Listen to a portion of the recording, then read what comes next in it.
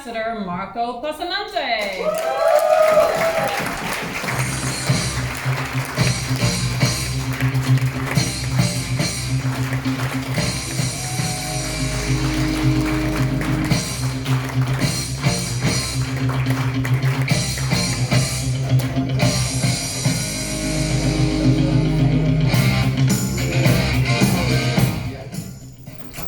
So I just realized I forgot the mic.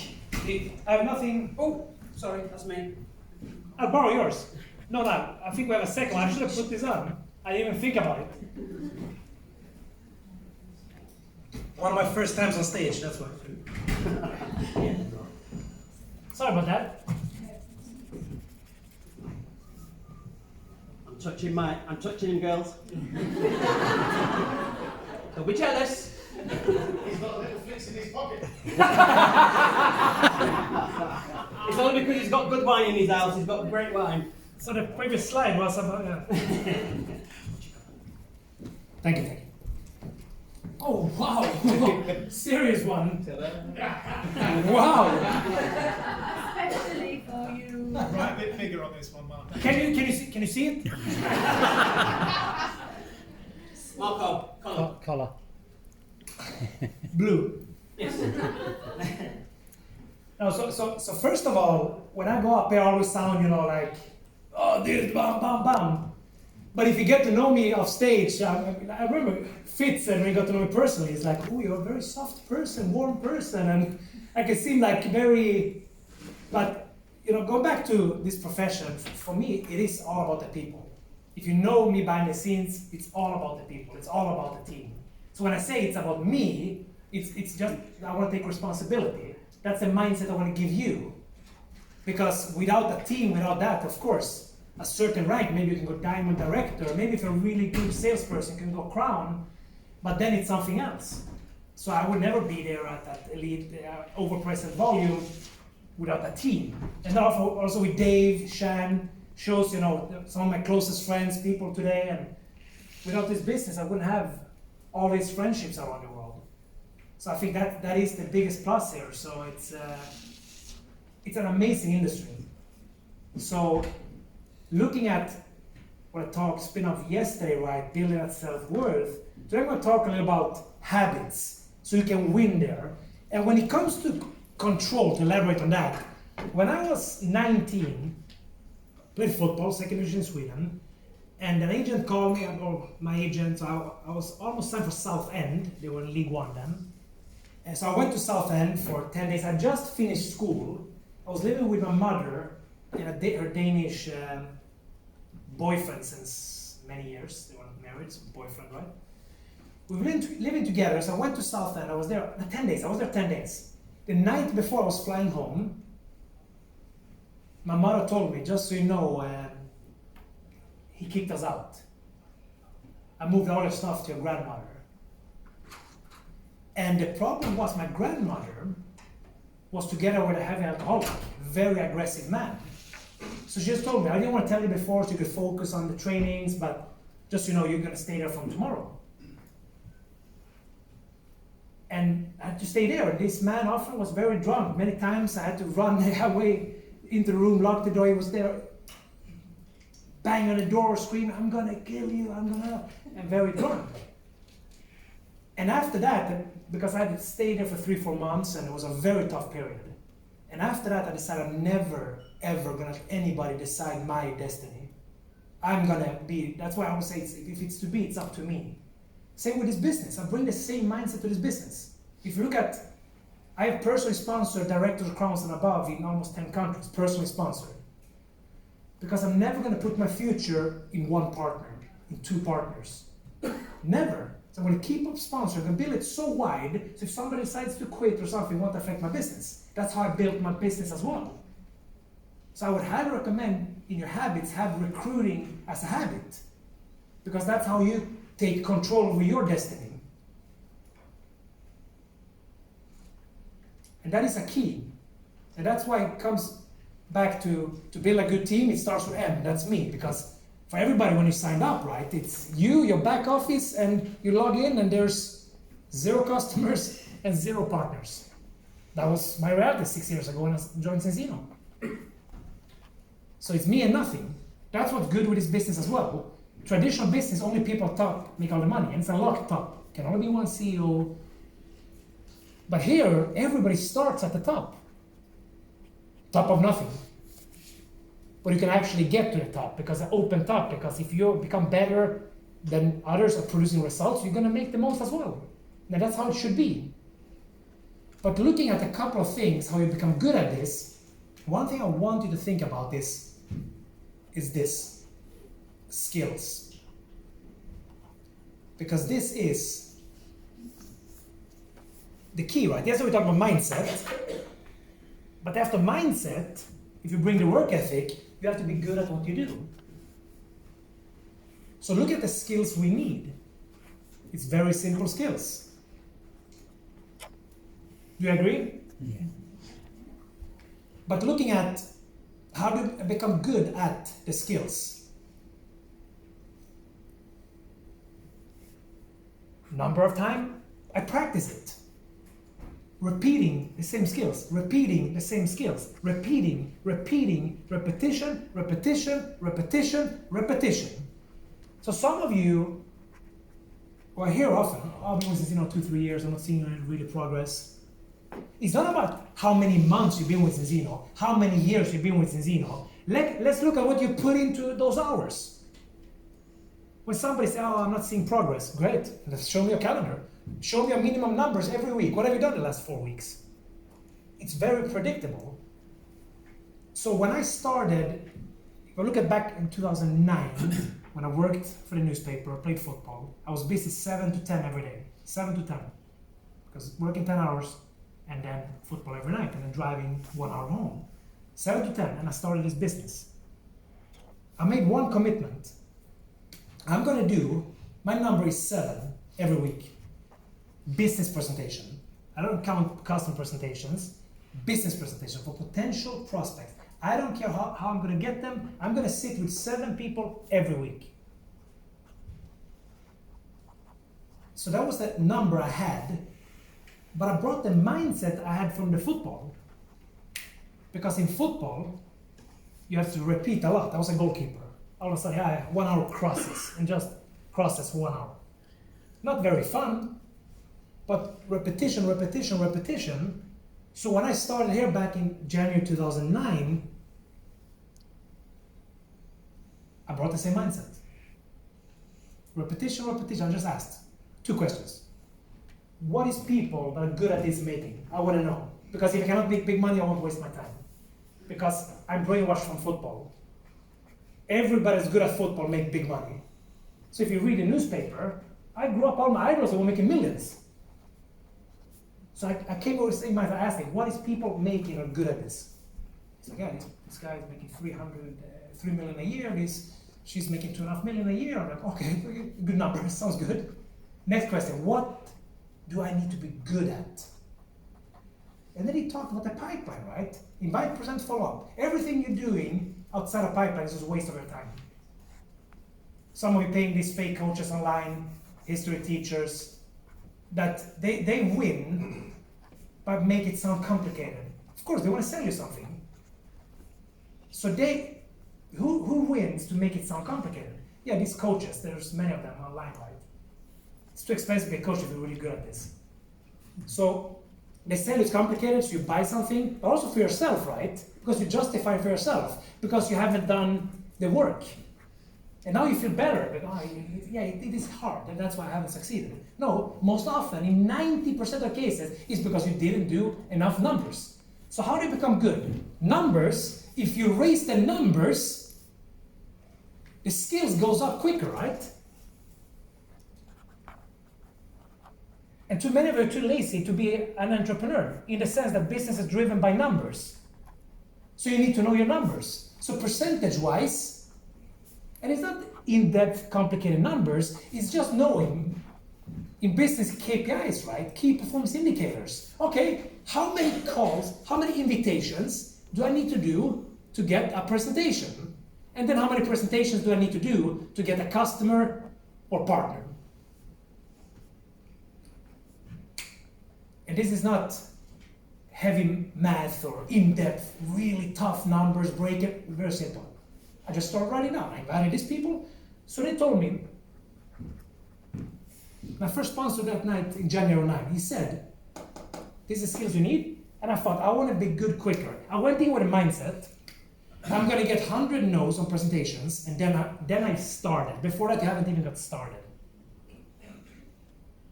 Because whatever you're new at, you're going to be really bad. And how do you become good at something? Yeah, repeating it, being really bad many times, that's how you become good.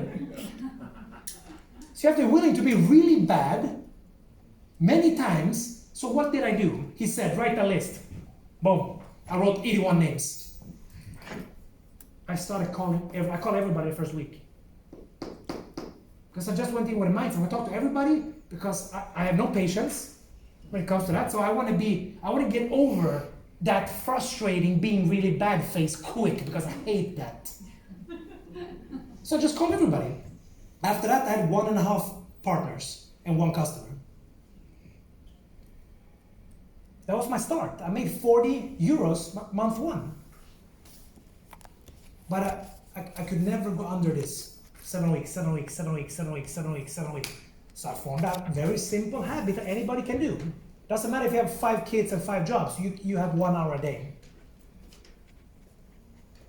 And if you can't leave your home, you can do it on Zoom. You just have to do more exposures probably, so your percentage goes down online, but you can still build 100% online. We have people in our team after 2 years. The 121-year-old started 2 years ago, 100% online. He's now a Royal Crown after 2 years. His sponsor was a personal trainer teacher. He's ambassador after 2 years, no experience in the profession. So yes, but their number was 20 a week, 20, because it's online, takes more meetings. So 20 a week, 20 a week, 20 a week, and that's with Cinzino, right? But if you look at this, if you just know, the higher I take the numbers, 7 or 20 or whatever, the quicker I'm going to get good.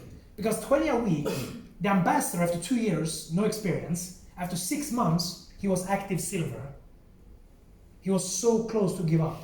He was so close to quit. He did a lot of meetings. He had talked to 400 people. He was active silver because everything online and no experience. And he was really bad at the skills. Bad communicator, but he stayed consistent. And 1.5 years later, now he's an ambassador. So numbers make your skills goes up, and percentage is the percentage you want to figure out here. Is maybe if you have to talk to 5 potential business partners to get 1. In the beginning, maybe you have to talk to 15 to get 1. And then you get out to 1 out of 10. And when you have 1 out of 10, maybe your percentage is 10% of people you're presenting to. But then you need percentage as well, how many you reach out to get a presentation. When you know these numbers, you can create a predictable business. And now your future is in your hands, it's in your control. And you know if you want to sponsor 5 partners and 5 customers, and you break down the numbers, now you see exactly what you need to do daily during the month. So then it becomes very predictable. If you teach people this, you create a business where at the end of their first 90 days or 120 days in the business, they don't quit and blame Cinzino because we can just look at your numbers. And here also, nobody wants a boss. You can never say, oh, I'm their boss. They're not going to be around. Nobody wants a boss. So the communication here, if Ben, I sponsored Ben, except I didn't, but if I sponsored Ben and he said, oh, my number is 7 a week. Before we even do the list and everything, step 1 is, what do you want out of this? I will never tell him to do anything before I know what he wants out of it. And I can adjust the plan according to what he wants. But if he says, according to his goal and commitment, 7 a week, 7 a week, 7 a week, that's 28 in 4 weeks. If you only did 13, I wouldn't say, oh, you have to do more. No, I just go back to him. This is how you coach people without feeling you're like a boss. I'm just asking, Ben, just so I know I can help you going on. You said you want to do 28 a month. You did 13.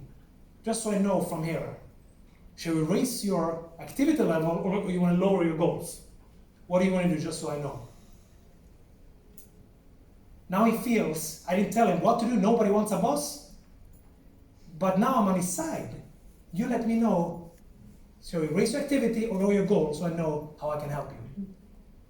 This is the kind of communication you need to have with your people. And this creates a very predictable business. So this is what often happens. They do the numbers first 2-3 years, then they hit crown or something, and they did a lot of numbers, so the skills go up, percentage going up, so that they need to talk to less people to get it, and then they hit crown, and what happens with the numbers? They start doing less. I see this so often. That's why you see people after 10 years still diamond director there. Yeah, if you'd be working, you would never be at that level because this business is so attractive to people from a product standpoint, from a business standpoint. We're the biggest and the best profession you could ever be in if you want to build a business.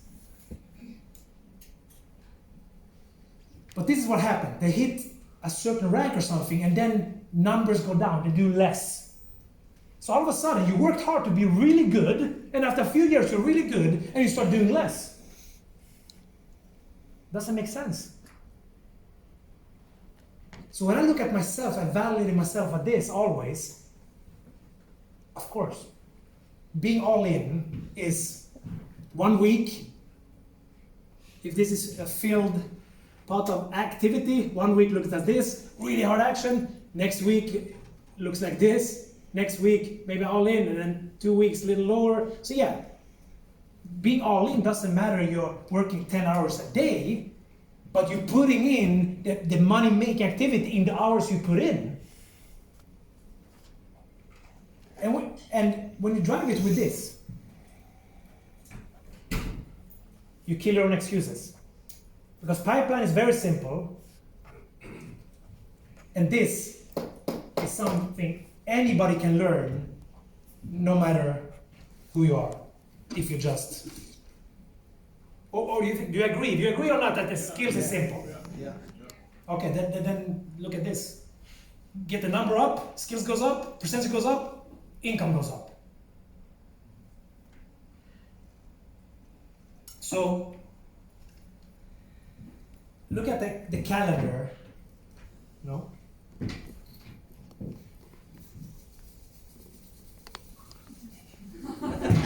I'll be back in 5 minutes. Faster.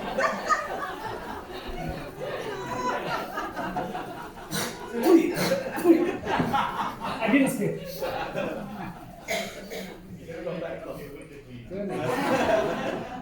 I'm not the guy, huh? I'm not the guy. Start tomorrow. So let's look at the calendar. I'm taking you back in 2009 because I left home 7 in the morning, come back 10 at night. Weekends was training, matches, so I had very limited time. This is how I structured my habits. First was understanding 24 hours per day. And if we say I work, for me, I was driving 1 hour in the morning, working 8 hours, but actually 1 hour break, so I have 9 hours. That's 10 hours. Then I had football, which 6 o'clock I had to be in the stadium, rest, 6 to 8, practice, 2.5 hours there, coach speak, shower, probably 3 hours and left, that's 13 hours. Drive home 1 hour, that's 14 hours. Then eat something and that, if we exaggerate, 2 hours. 16 hours. Toilet, 1 hour.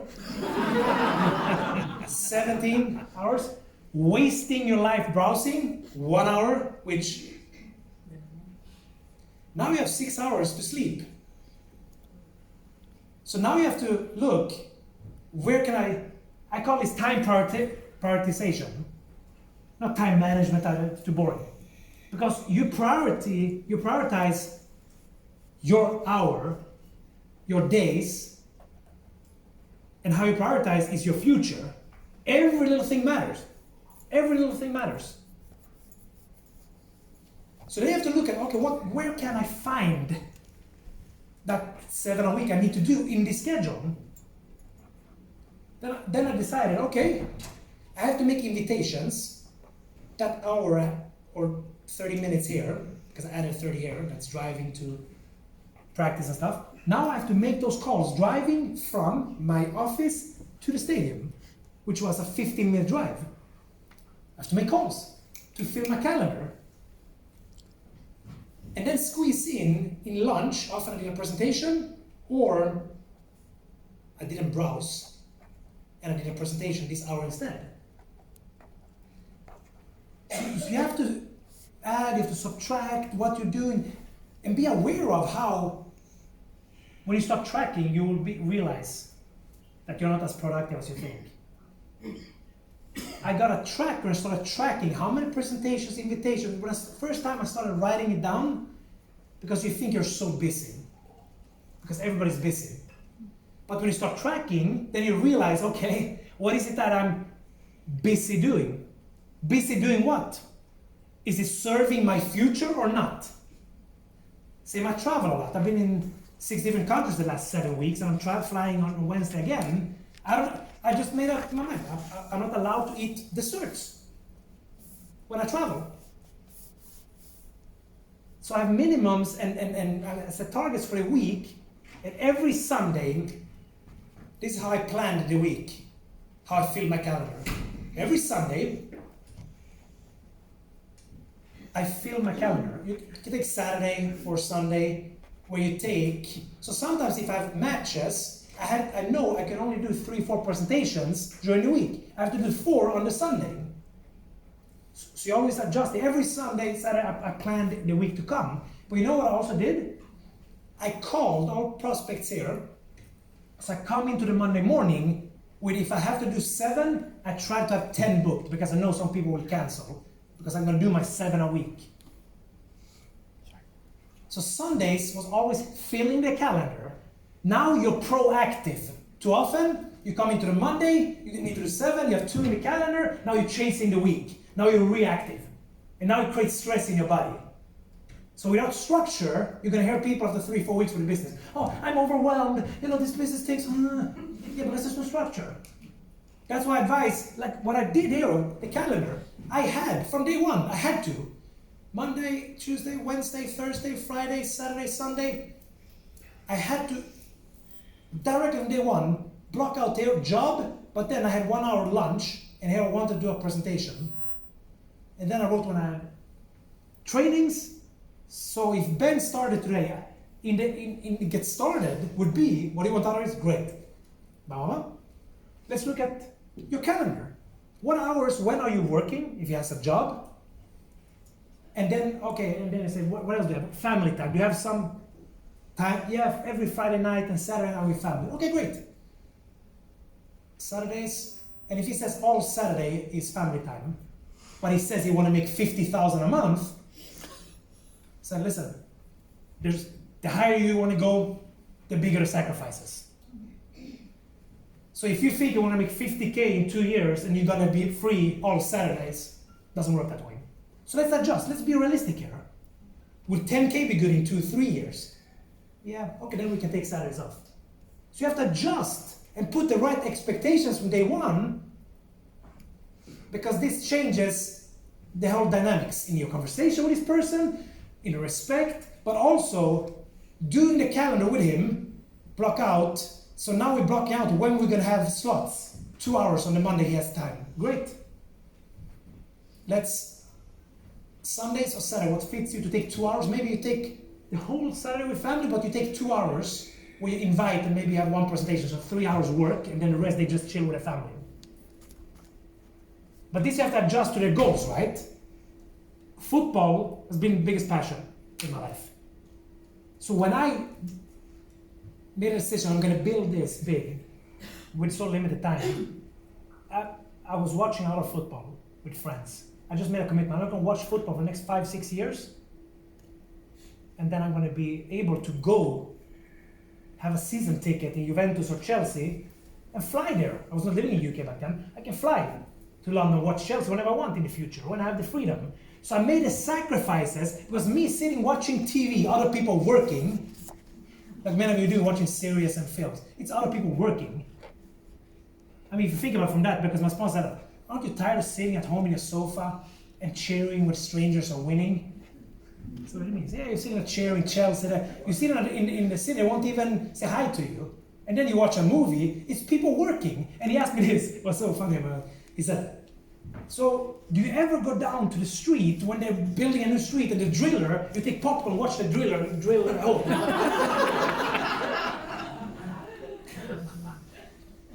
Painter painting the house, you sit there with popcorn watching.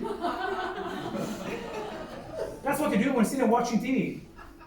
They're getting paid a lot for you to sit there watching them. So he said, aren't you tired of just seeing other people win? He told me, isn't it time for you to go out and win in your life instead? So that's what made that sacrifice. Now, last Friday, I've been a couple of years on the Chelsea hospitality season ticket list. Finally, I got one last weekend. Woo! So, but I made the sacrifices, and then they sent an email because I was on waiting list. Yep, you got this seat, a very good seat actually. And the email said you have until 6 o'clock. It was 4:45. I get an email at 1 hour and 15 minutes to respond. If I missed that, I would miss the season ticket. Luckily, I just landed and I saw it, like, oh yeah. I texted, yeah. And I have to transfer from UK. I have my income outside of UK. I haven't moved them in UK yet because I don't live there full time yet, until in 11 days. So like, can I pay on, I have to transfer money, can I pay it on Monday? This was Thursday. Can I pay it on Monday? Nope, has to be in 10 a.m. tomorrow. £5,000 tomorrow at 10 a.m. or else you don't get it. Make a phone call. Listen, transfer me 5K. A friend in London, you have to transfer me 5K right now. You get it on Monday or Tuesday when I get there. But I made the sacrifices, so now I can stand there.